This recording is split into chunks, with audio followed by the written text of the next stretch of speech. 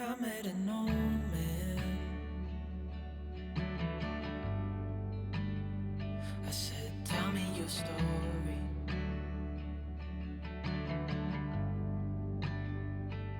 He took out a notepad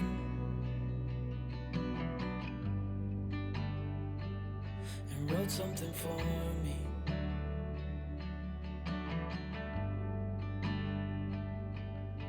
Then he kept walking on down the road, and I watched him disappear like smoke. And I thought I'd just seen a ghost.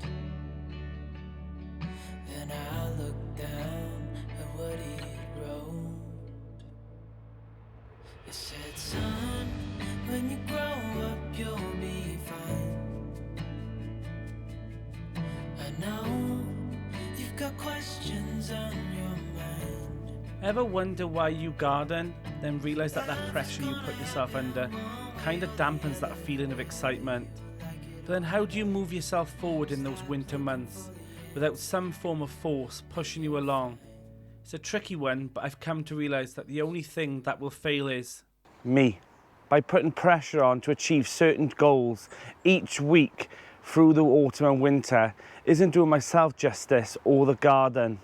I've literally got over 12 weeks to get this garden finished before it can be planted in any way, so there is no need. So it's this time of year now where you start ordering seeds, start planning where you're going to plant things. Are you going to move beds? Are there jobs that you need to do now, or are there jobs that you need to leave till spring, but you need to document them so that you don't forget? So I've created a blank table where I can add all my crops for the season ahead, including things like suggested sowing dates, when I can actually sow them, pot on, plant out. Oh, and I also added the possible harvest date because I need to know when things might come out, so I've got things already sowed and growing on, ready to put back in.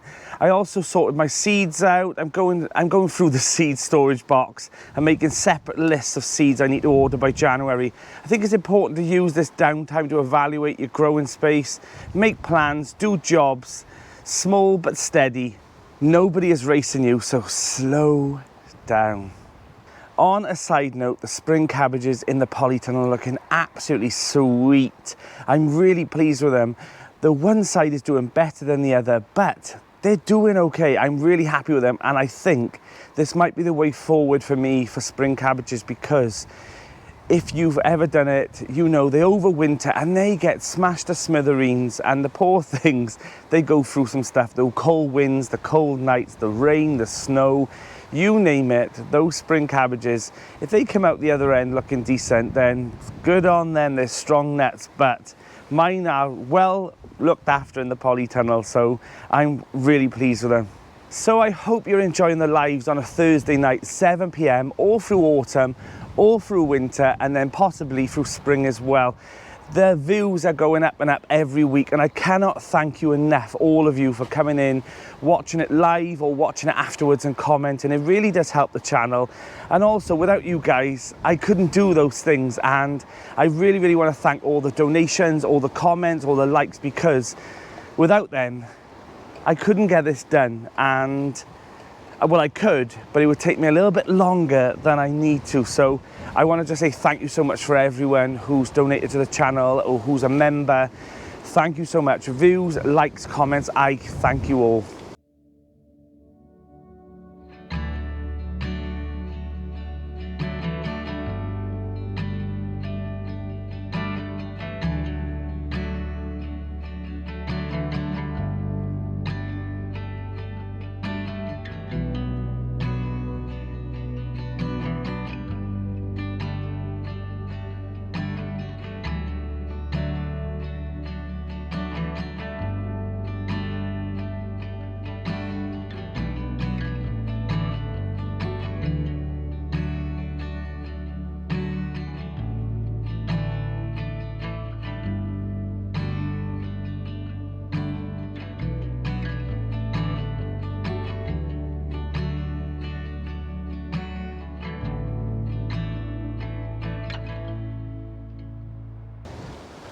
So today I cut down the asparagus and I've actually just laid them down. There isn't that many ferns this year. They are newish crowns.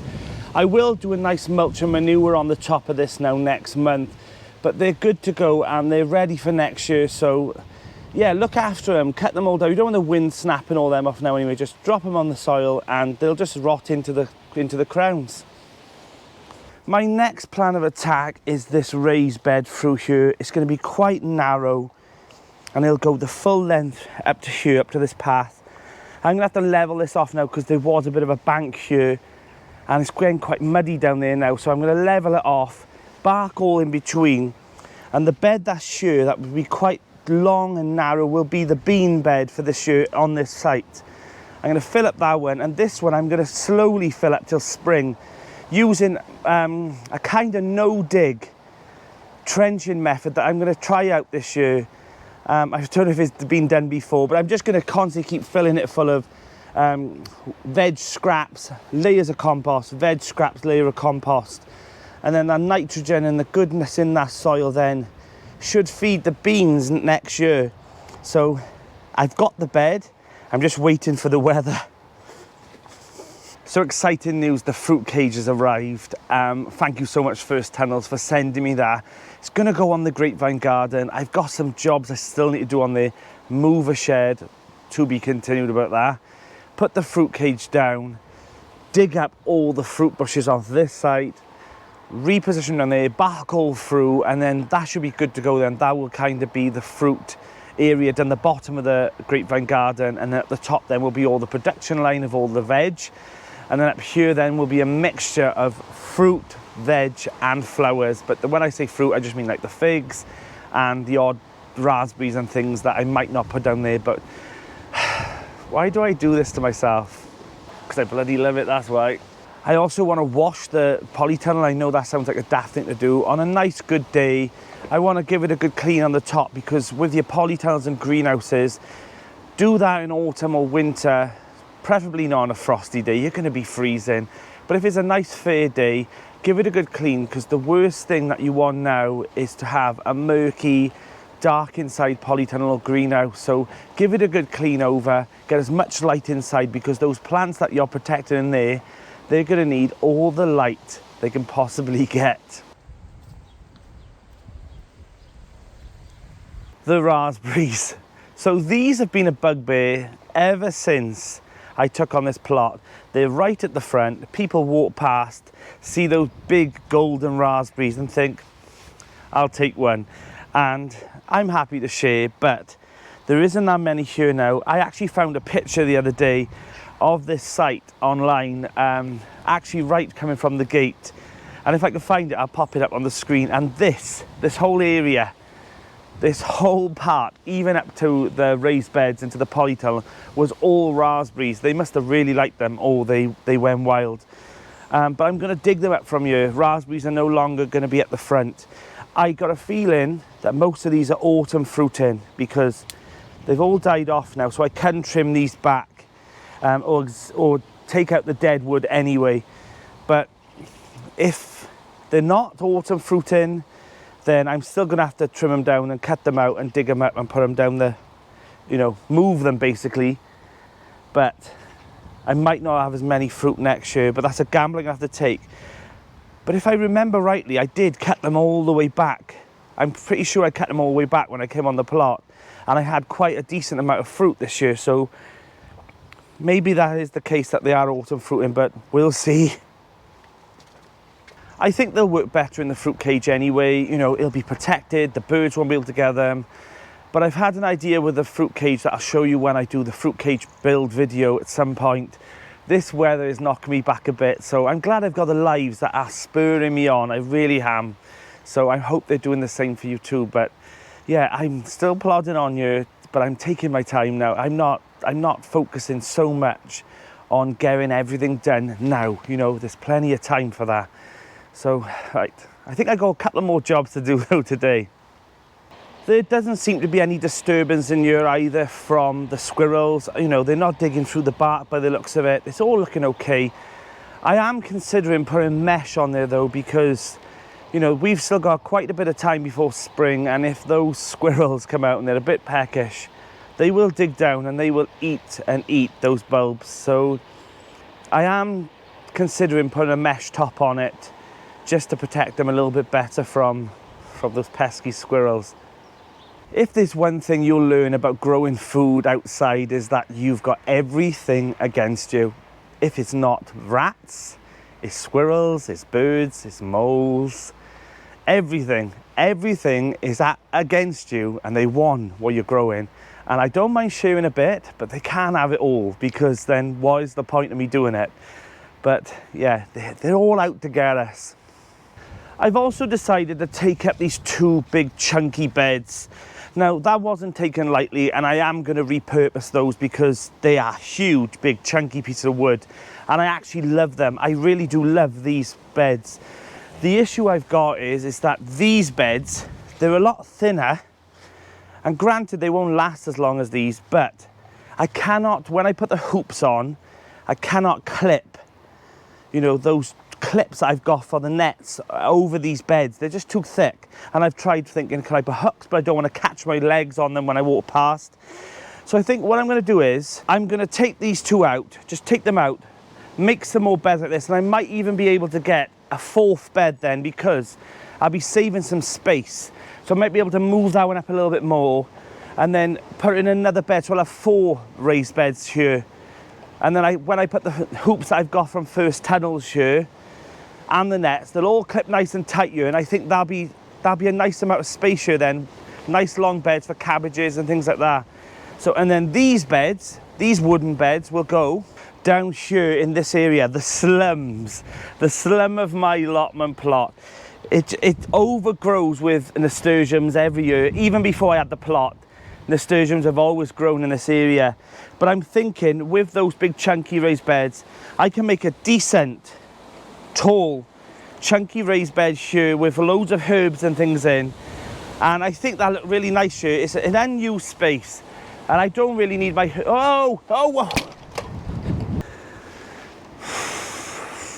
Well, that was unfortunate, wasn't it? God, the wind is really picking up. I thought I was going to lose my camera then. I really did. I thought the screen is being smashed. So, God.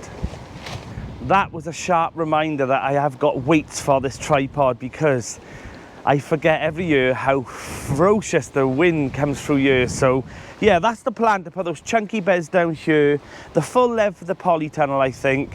And I think it'd be nice, and I might even dot in some spring bulbs and things into it as well. But another plan, but I think that'll look really nice there. The wind is really picking up now, but I've decided, even though I've mulched that big circular bed by the shed with some bark, I think what I'm going to do is I'm going to plant in a pile of spring bulbs. I've still got hundreds of tulip bulbs. I think they'll look absolutely lovely there, even if I just do a half moon of it and then I put the rest of the flowers in later on. But I think that'll be a nice another flush of colour by the pond area. So let's get that done.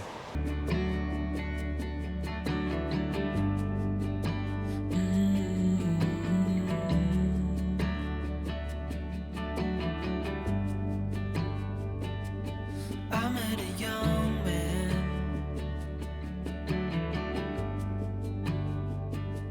searching for glory.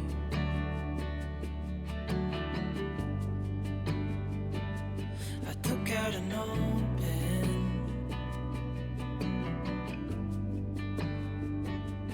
and wrote in my story.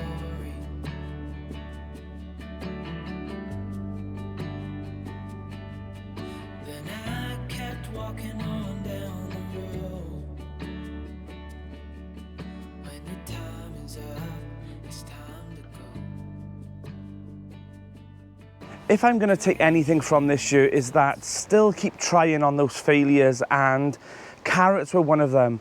And garlic used to be as well, but I overcome that. And if you think, oh, I cannot grow that, you know, problem solve it. If you can't grow in the soil, grow it in a bucket. And with carrots, I was struggling every year to just get germination for them to last. And by doing it in the 30-litre buckets, I've actually managed to have carrots, you know, for a short period. But I've got the confidence now to next year sow again in a bed and hopefully I'll have a nice crop of carrots, you know, for the seasons ahead, because I've run out already. I had a beautiful minted lamb chop roast dinner yesterday, and I came over, I got some baby potatoes out of the buckets, the Charlottes, they're still going strong, some sprouts, some carrots, some of the leeks which I had off Cheryl that I put in the freezer, and I also had some swede as well. So it was absolutely stunning just to have all those things to put together, whether or not it's frozen or fresh from the garden. It all came from the grapevine garden, and I'm proud of that. And if you've done the same over the seasons, you should be too, because there is a talent, and to get it all right is impossible. So don't put the pressure on. Enjoy your garden now, enjoy your garden in spring, and I'm definitely going to take the lessons that I learnt this year forward to 2024. I'm Danny, and this is the Grapevine Garden.